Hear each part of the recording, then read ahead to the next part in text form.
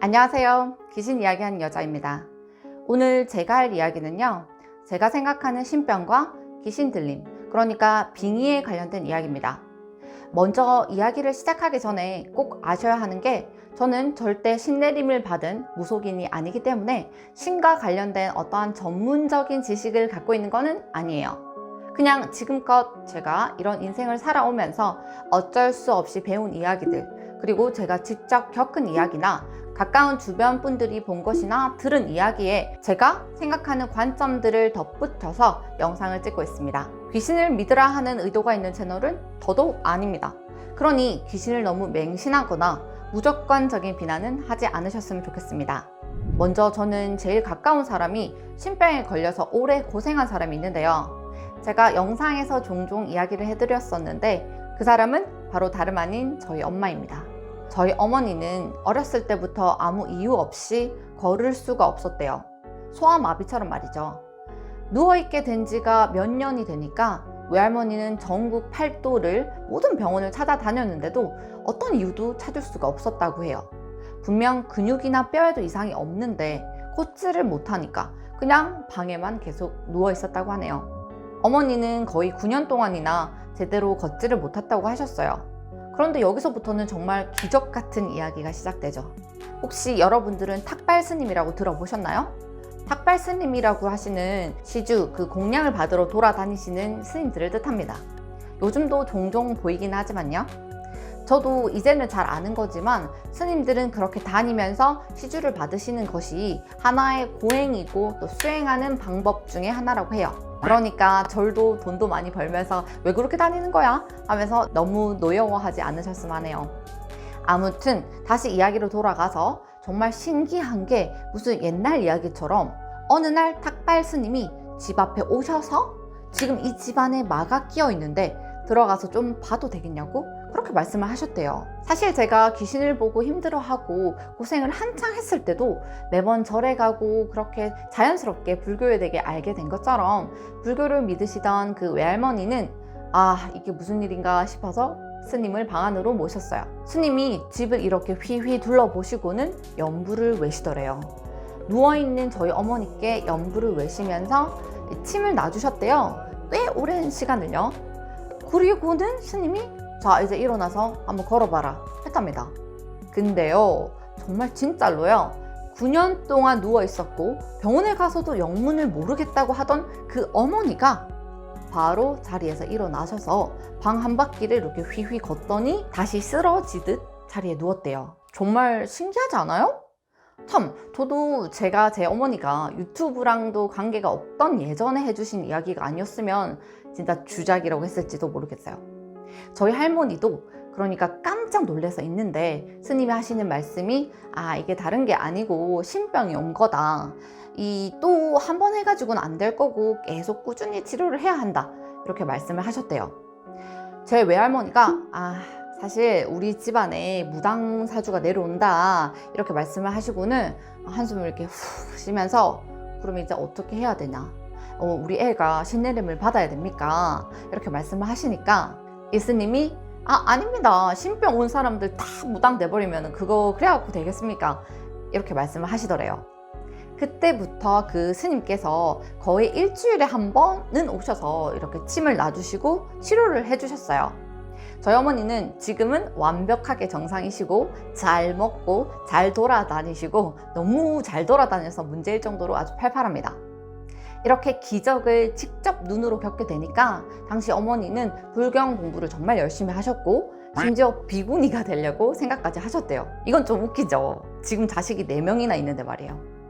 그때부터 스님이 돌아가시기 전까지 왕래도 많이 하고 어렸던 저도 자주 이렇게 만나서 계속 인연을 이어가셨던 분인데 정말 이분과 관련된 부모님 동네 어르신들한테 들은 이야기가 정말 신기한 게 많은데 무슨 정말 전래동화 같은 이야기가 많습니다. 오늘 다 담아내기는 힘들 것 같네요.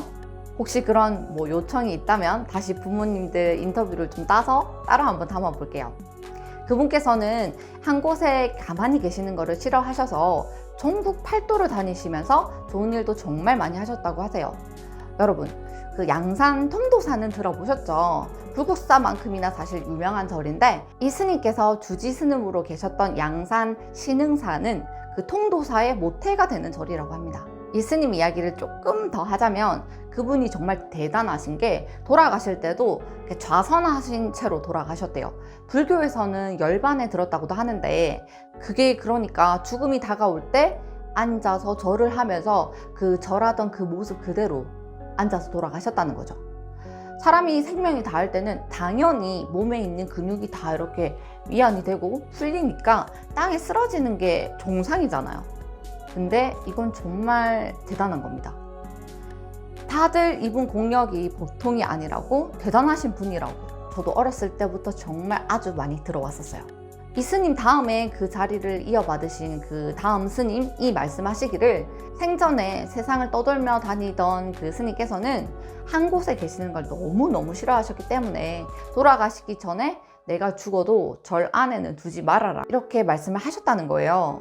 그렇다고 이 부처님, 이 성부를 이루신 스님을 좀 멀리 둘 수도 없으니까 참 흥미롭게도 이 스님의 사리를 보관하는 사리탑을 신흥사 울타리 바로 앞에 세웠다고 하셨어요.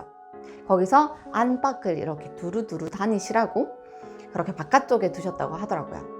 원래 그런 고찰에서는 아무 스님이나 이렇게 돌아가셨다고 절 안에 사리탑으로 모시지는 않는다고 해요. 그렇기 때문에 안쪽에 고이 세워져 있는 것이 보통인데, 울타리 쪽에 붙어서 세워진 사리탑은 아마 처음이실 거예요.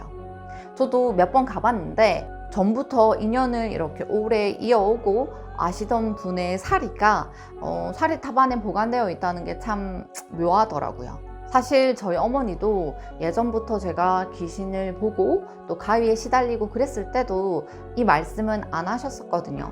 제가 꽤 크고 나서 엄마랑 이런저런 이야기를 하던 중에 우연히 이야기가 나와서 이런 일이 있었다 하면서 말씀해 주셨죠. 자랑할 이야기는 아무래도 아니니까 뭐 그러셨나 봐요. 보통 신내림이 왔을 때 신을 받기를 거부하면 신병이 온다 라고 대부분 알고 계시잖아요. 사실 저도 그런 줄 알았어요. 그런데 어느 정도 시간이 지나면 그 증상이 완화되고 없어지거나 또는 그 기운을 떨쳐낼 수 있는 경우도 많이 있대요. 그러니까 너무 걱정하거나 괜히 무속인한테 바로 무턱대고 찾아가서 큰 돈을 내고 신내림 굿을 해달라고 하지 않으셔도 됩니다. 나의 운명으로 그 기운을 받아야 되는 경우도 있겠지만, 그 대단하고 훌륭한 높은 공력의 분들이 여러분 그렇게 자주 여기저기 계시는 게 아니에요.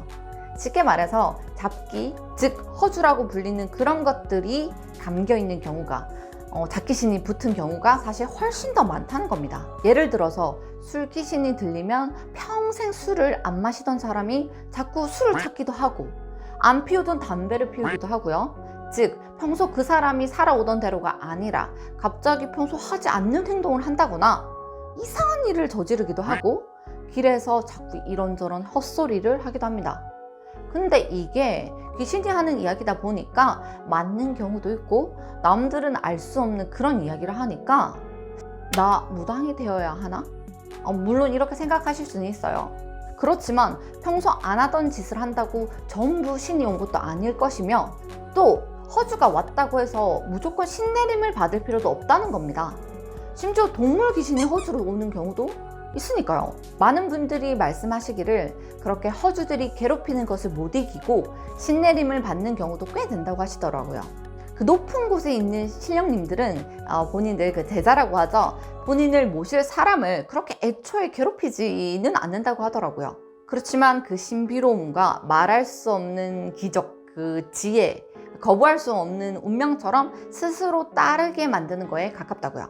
요즘 한국이나 바깥나라나 할 것 없이 뉴스를 틀면 정말 놀라운 일들, 끔찍하고 도저히 인간으로서는 왜 그랬는지 설명할 수 없는 일이 일어나면, 아, 저 사람은 악령이, 악한 귀신이 씌인 거구나 라는 생각이 먼저 드는 게 사실입니다. 물론 모든 경우는 아닐 것이고 끔찍하게 고통받으시는 분들도 계실 테니 절대 가볍게 하는 말은 아닙니다. 저도 정말 공감하고 이해하거든요. 저의 개인적인 생각이기도 하고 많은 무속인 분들도 말씀하시는 거기도 하지만, 귀신이 보이거나 꿈이나 현실에서 시달린다면 마냥 굿을 한다기보다는 외부적인 그 어떤 요인에 기대는 것보다는 일단 자신의 마음을 더 굳고 단단하게 먹는 게 우선이 되어야 됩니다. 일단 자신의 마음을 더 단단하게 굳게 먹는 게 우선이 되어야 됩니다.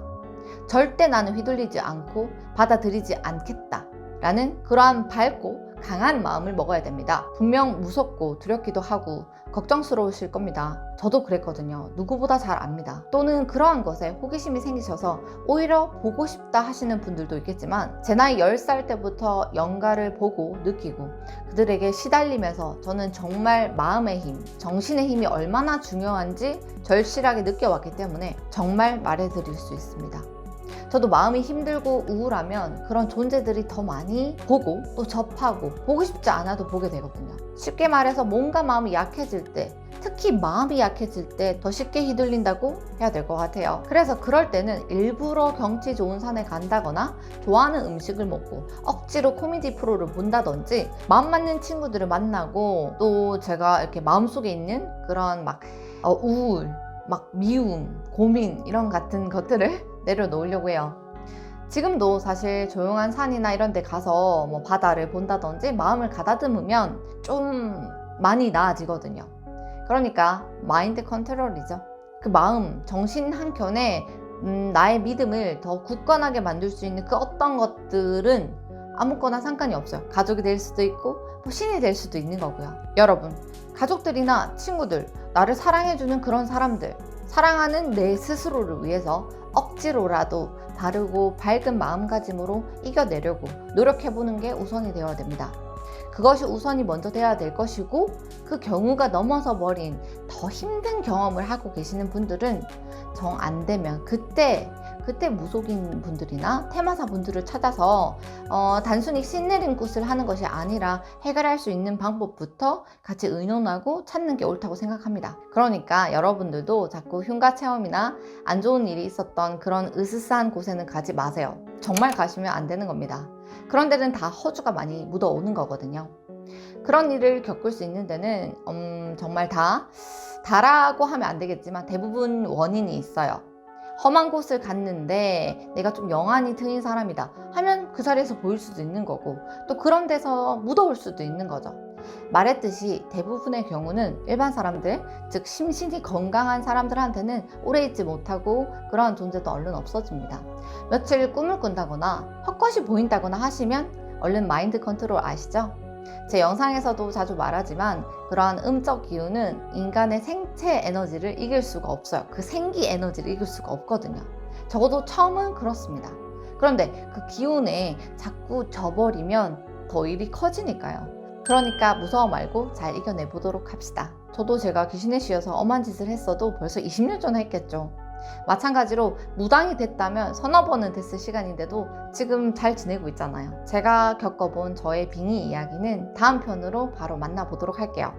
이 영상은 제가 최초에 올린 영상의 리메이크 버전으로 지금의 내가 과거에 똥손으로 만든 저퀄 영상을 보니까 정말 눈물이 나와서 대본도 좀 새로 쓰고 리메이크 버전으로 올리는 거니까 이미 보신 분들한테도 너무 감사드릴게요. 그 영상을 보시고도 지금까지 함께 와주신다는 게 다음 이야기로 바로 만나겠습니다. 시청해주셔서 감사합니다. 안녕!